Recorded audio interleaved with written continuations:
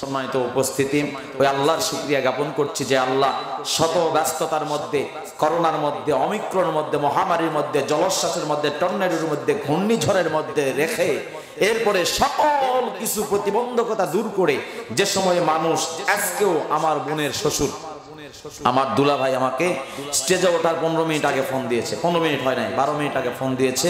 তার বাবা খুব বেশি অসুস্থ, আমাদের উপজেলা স্বাস্থ্য কমপ্লেক্স আক্কেলপুর, সেখান থেকে দ্রুত তাকে বগুড়া নেওয়া হচ্ছে। তার অবস্থা জানি না, বলছে অবস্থা খারাপ। এখন যদি রব চায় তাকে দুনিয়া থেকে উঠায় নেবেন, আল্লাহ আল্লাহ হায়াত দান করলে, আল্লাহ তৌফিক দান করলে বেঁচে যাবেন। তো আল্লাহ পাক রব্বুল আলামিনের কাছে দোয়া করছি আমার তালুই জানকে আল্লাহ পাক যেন হায়াত দান করে, যদি হায়াত থেকে থাকে আল্লাহ যেন পরিপূর্ণ সুস্থতা দান করেন। হায়াত যদি শেষ হয়ে যায় আল্লাহ পাক যেন ঈমানের সাথে খতম বিল খায়ের নসিব করেন। সবাই বলছে আল্লাহুম্মা আমিন। আমি বুঝানোর জন্য বলছি, দোয়ার জন্যই শুধু নয়।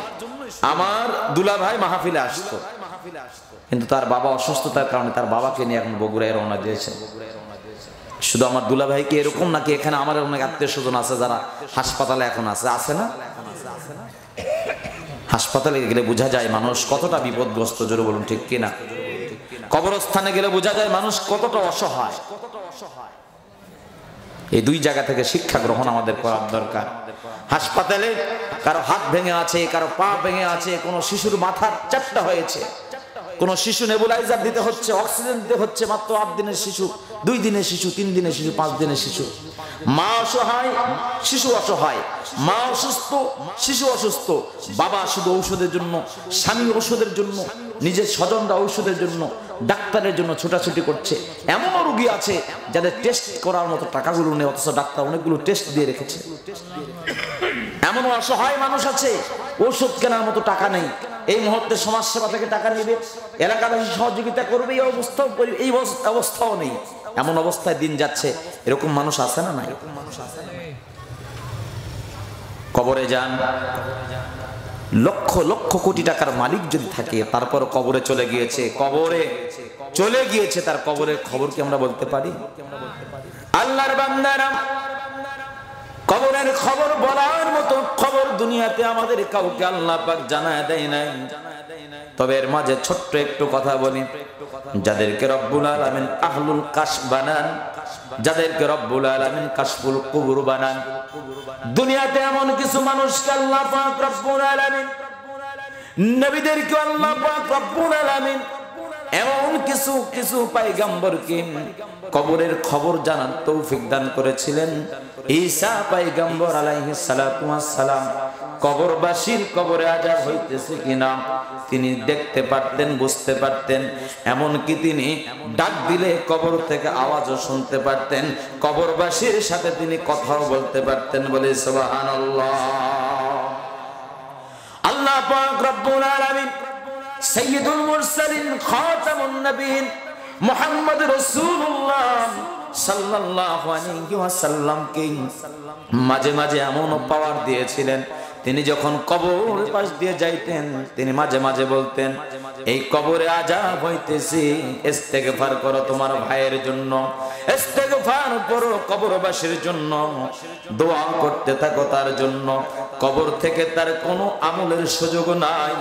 দুনিয়া থেকে যদি আমরা দুনিয়াবাসীরা কবরবাসীর জন্য কোনো আমল পাঠায় দেয়, হাদিয়া বকশিশ করে দেই, ইসালে সওয়াব করে যদি পাঠিয়ে দেই, একটু ইস্তেগফার যদি পড়ি, যদি আমরা একটু দুরূদ শরীফ পড়ি, যদি আমরা একটু সূরাতুল ফাতিহা পাঠ করি, যদি আমরা একটু সূরাতুল ইখলাস পাঠ করি, সূরাতুল ফালাক, সূরাতুন নাস পড়ি, আমরা তাদের জন্য হাদিয়া বকশিশ করে দেই।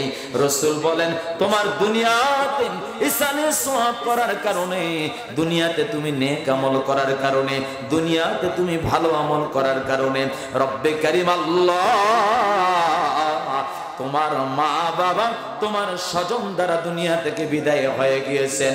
তুমি জেনে রাখো, তোমার নেক আমলের কারণে তোমার মা বাবার কবরে আল্লাহ পাক জান্নাতের নিয়ামত জারি করে দিবে। বলে সুবহানাল্লাহ।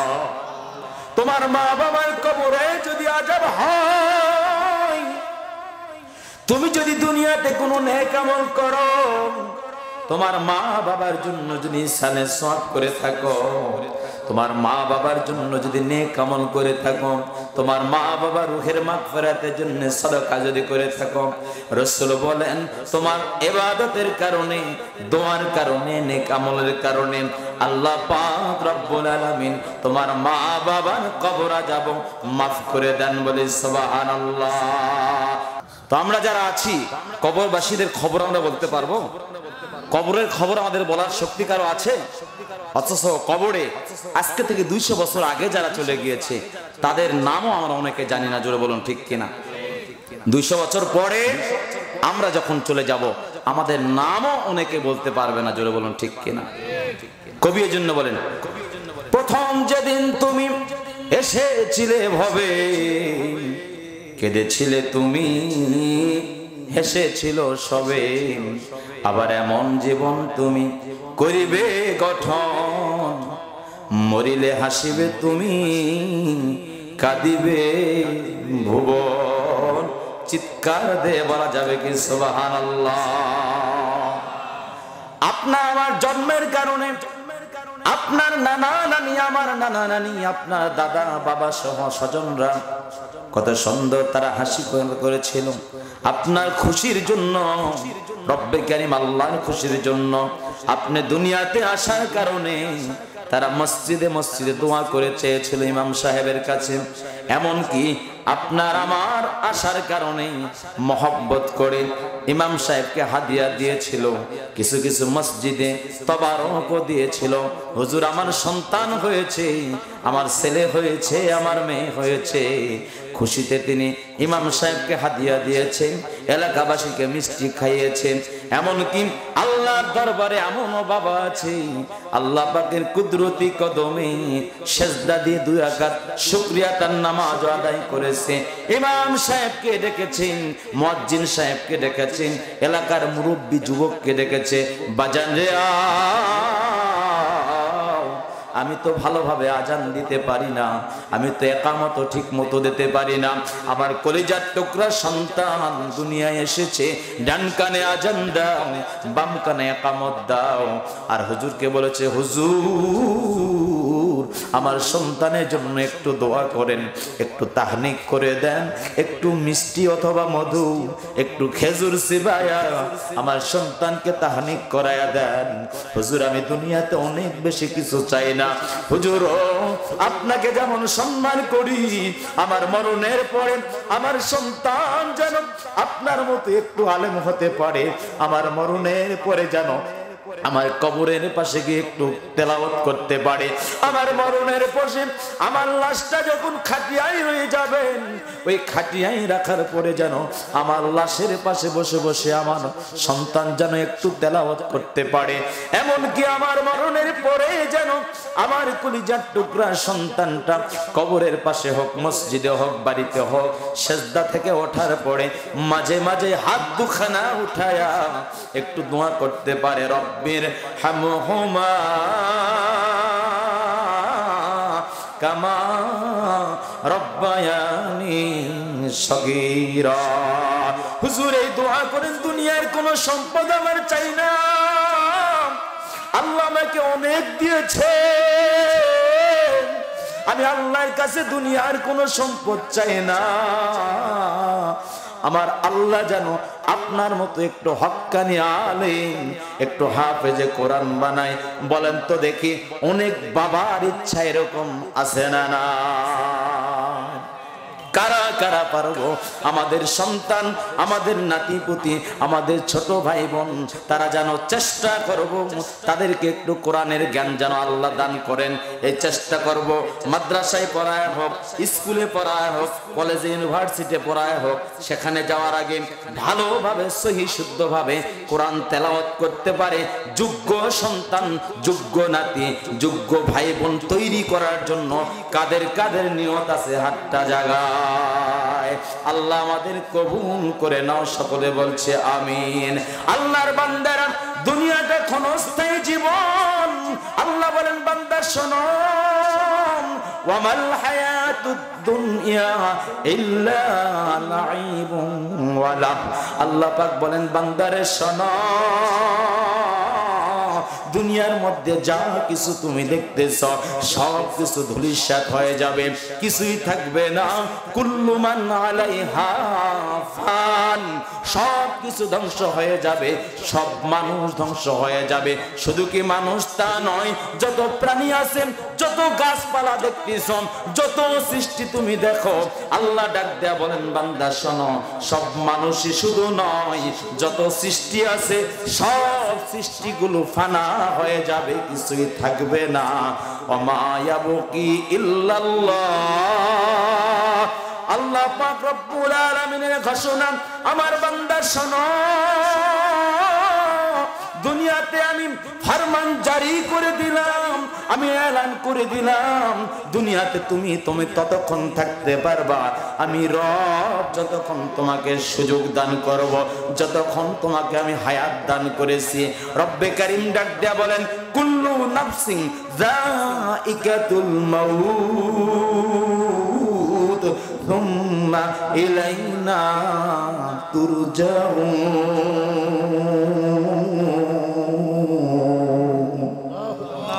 আল্লাহ পাক রব্বুল আলামিন ডাক দেয়া বলেন আমার বান্দা শোনো, দুনিয়াতে তুমি লম্পঝম্প করতে পারো, তোমাকে স্বাধীনতা আমি রব দিলাম, দুনিয়াতে তুমি চলাফেরা করতে পারবা, এই সুযোগ আমি তোমাকে দিলাম, তুমি ধরতে পারবা, এই সুযোগ আমি তোমাকে দিলাম, তুমি দেখবা, এই সুযোগ আমি তোমাকে দিলাম, তুমি হাঁটবা, এই সুযোগ আমি তোমাকে দিলাম, তুমি জিকির করবা, সেই সুযোগ আমি তোমাকে দিয়েছিলাম, তুমি কোরআন তেলাওয়াত করবা, সেই সুযোগ আমি তোমাকে দিয়েছিলাম, তোমার চোখ দ্বারা খানায় কাবা দেখবা, সেই সুযোগ আমি তোমাকে দিয়েছিলাম, তোমার চোখ দ্বারা তোমার মা বাবাকে দেখে দেখে কবুল হজের সওয়াব অর্জন করবা, এই সওয়াব অর্জনের সুযোগ আমি তোমাকে দিয়েছিলাম।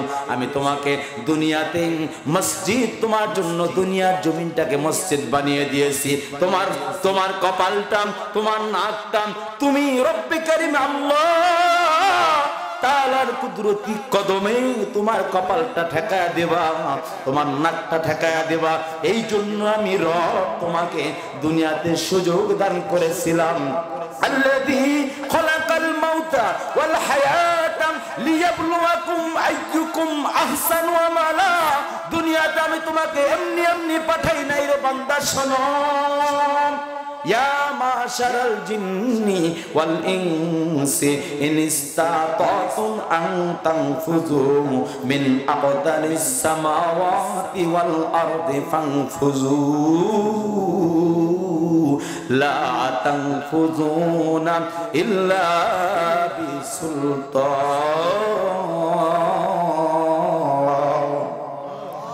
আল্লাহ পাক রব্বুল আলামিন বলেন আমার বান্দা শোনো, ওমা খালাকতুল জিন্না ওয়াল ইনসা ইল্লা লিয়াবুদুন।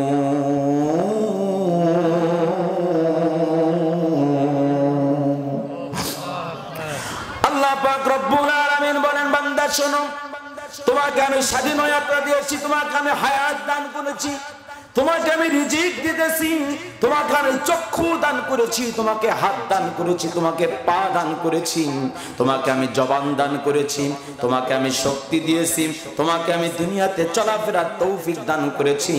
আমার বান্দা শোনো, এর পুরা কারণ হলো ইবাদত করবা আল্লাহর, বিনিময়ে আমি রব তোমাকে দয়া করে, আমি রব তোমাকে আমার সৃষ্টি জান্নাতের নিয়ামত তোমাকে দেব। চিৎকার দিয়ে বলা যাবে কি সুবহানাল্লাহ। আল্লাহ পাক রব্বুল আলামিন বলেন তোমাদেরকে দুনিয়াতে যাদেরকে আমি হায়াত দান করেছি, তোমাদের হায়াতের পরে মরণ আমি রব ঘটায় দিব। শুধু তুমি নয়, যত সৃষ্টি আছে সবার মৃত্যু আমি ঘটাবো, কেউ এই দুনিয়াতে থাকতে পারবে না। তবে দুনিয়াতে যতদিন তুমি থাকবা, দুনিয়াতে থাকা অবস্থায় আমি রব দুনিয়াতে কিছু কাজের জন্য তোমাকে পাঠিয়ে দিয়েছি, লিয়াবলুয়াকুম আইয়ুকুম আহসানু আমালা। রব ডাক দেয়া বলেন পৃথিবীতে থাকবা যতক্ষণ, ইবাদত করবা ততক্ষণ, নেক আমল করবা ততক্ষণ, এই জন্য আমি রব তোমাকে দুনিয়াতে থাকার তৌফিক দান করেছি, বলি সুবহানাল্লাহ। দুনিয়ার বান্দারা শুনুন, দুনিয়াতে আপনি আমি আছি, দুনিয়াতে আপনি আমি থাকার কারণ হলো রব ডাক দেয়া বলে বান্দা ততক্ষণ থাকবা যতক্ষণ আমি তোমাকে তৌফিক দান করব। তোমার হায়াত আমি যতক্ষণ লিখে রেখেছি তার 1 সেকেন্ডও এদিক সেদিক হবে না। 1 মিনিট আগেও তুমি মারা যাবা না, 1 মিনিট পরেও তুমি মারা যাবা না। আমি নির্ধারিত সময়ে তোমার মৃত্যু ঘটাবো। তোমার মরণ যখন হবে, মরণের পরে আরেকটা জীবন যখন আসেন, রাসূল বলেন আখিরাতের যে জীবন, ওই জীবনটা আখিরাতের প্রথম প্রথম মঞ্জিল যেটা হলো কবর। এই কবর হলো প্রথম মঞ্জিল, যে মঞ্জিলে মুমিন হিসেবে আমাদেরকে কমপক্ষে 40,000 বছর সেখানে সময় কাটাইতে হবে। চিৎকার দিয়ে বলা যাবে কি সুবহানাল্লাহ। আখিরাতের কবর থেকে যখন সিংহাই ফুটতে দেওয়া হবে, কিয়ামতের যখন ঘোষণা করা হবে, কিয়ামতের ময়দান যখন কায়েম হয়ে যাবে, ওই মুহূর্তে আমাদের জন্য রাসূলের হাদিস অনুযায়ী বোঝা যায় ওই মুহূর্তে কমপক্ষে 50,000 বছর পর্যন্ত হাসরের ময়দানে আমাদের অপেক্ষা করতে হবে। হাসরের পরে যখন আমলনামার হিসাব নিকাশ যখন হয়ে যাবে, মিজানের পাল্লা যদি আমাদের শুরু হয়ে যায়, যখন আমাদের আমলনামাগুলো দেওয়া হবে, হাদিস শরীফের বর্ণনা অনুযায়ী বোঝা যায় পুলসিরাত নামক একটা জায়গা আছে। ওই পুলসিরাত যখন পার হব, মুমিনের বিভিন্ন শ্রেণীর মুমিনদের বিভিন্ন অবস্থা হবে। কারো কারো জন্য কমপক্ষে 30,000 বছর লেগে যাবে ওই পুলসিরাত পার হয়ে জান্নাতে যেতে। আবার কারো কারো একমাত্র বিজলি চমক দিলে যতটুকু সময় লাগে, এই বিদ্যুৎ চমকের মুহূর্তে জান্নাতে পুলসিরাতের এপার থেকে ওপারে জান্নাতে গিয়ে পড়ে যাবে বলে সুবহানাল্লাহ। তাহলে আমাদের কি দুনিয়ার জীবন অনেক বড় নাকি আখিরাতের জীবনটা অনেক বড়? 1,20,000 বছর, 120,000 বছর, যেটাকে শুধু 20 বছর নয়, শুধু 200 বছর নয়, 200 বছরও নয়, 1,20,000 বছরের শুরুটা হলো কবর। এই কবরের খবর আমরা কেউ বলতে পারি না। সুতরাং আপনি আমি ইন্তেকালের পরেও আমাদের কবরের খবর কেউ বলতে পারবে না। আপনার ছেলে কাঁদবে, আপনার দাদা নাতি যদি আপনাকে দেখে থাকে আপনার নাতি কাঁদবে। এরপরে শুধু আপনার নাতির পরের জেনারেশন যারা আসবে শুধু নামই শুনবে, শুধু মাঝে মাঝে দোয়া করবে, কিন্তু কবরটাও তার পরবর্তী জেনারেশন আপনার দাদার আপনার নাতির নাতি আপনার কবরটা দেখায় দিতে পারবে না। যেমনি ভাবে আজকে আমরা আমাদের দাদার কবরটা দেখায় দেওয়া খুবই কষ্টকর। অনুরূপ ভাবে মনে রাখবেন আমাদের নাতির নাতিও আমাদের কবরটা তেমনি দেখায় দিতে পারবে না। তাহলে এই দুনিয়াতে যতক্ষণ আছি, আল্লাহ বলেন দুনিয়ার কেউ তোমাকে সুযোগ দেওয়ার সুযোগ আমি রব দান করি নাই, কিন্তু দুনিয়ার কাউকে আমি সুযোগ দান করি নাই, কিন্তু আমি রব তোমাকে ভালোবেসে তোমাকে জাহান্নামে জ্বালাবো না বিধায়, কবরে পরীক্ষা করবো না বিধায়, হাসরে তোমাকে কঠিন মুসিবতের মধ্যে ফেলাবো না বিধায় আমি তোমাকে আইয়ুকুম লিয়াবলুয়াকুম আইয়ুকুম, কে আসো তোমরা দুনিয়াতে পরীক্ষার মধ্যে আসো, পরীক্ষার মধ্যে নাই এমন তোমরা কেউ আসো এমন কেউ খুঁজে পাবা না। পরীক্ষার মধ্যে সবাই আছো, কিন্তু পরীক্ষার মধ্যে থাকার পরেও আমি এই রব তোমাদেরকে চাই। এই শত পরীক্ষার মধ্যে থেকেও আমি রব তোমাদেরকে জান্নাতে নেওয়ার জন্য তোমাদেরকে একটু নেক আমল করার সুযোগ দান করেছি। সেটা হলো আইয়ুকুম আহসানু আমালা, কে তোমরা আসো দুনিয়াতে একটু চেষ্টা করবা নেক আমলের জন্য। এই চেষ্টা করার সুযোগ আমি দিয়েছি, আমল করার সুযোগ আমি দিব, তৌফিক আমি দান করব। বিনিময়ে আমি রব তোমার উপর খুশি হয়ে আমি তোমাকে খুশি হয়ে কবরে, আমি তোমাকে খুশি হয়ে হাসরে, আমি তোমাকে খুশি হয়ে মিজানে, আমি তোমাকে খুশি হয়ে সিরাতে, সর্বশেষ আমি তোমাকে খুশি হয়ে দয়া করে তোমাকে জান্নাতুল ফেরদাউসের মতো সর্বোচ্চ মাকাম আমি রব তোমার উপর খুশি হয়ে দান করব বলি সুবহানাল্লাহ।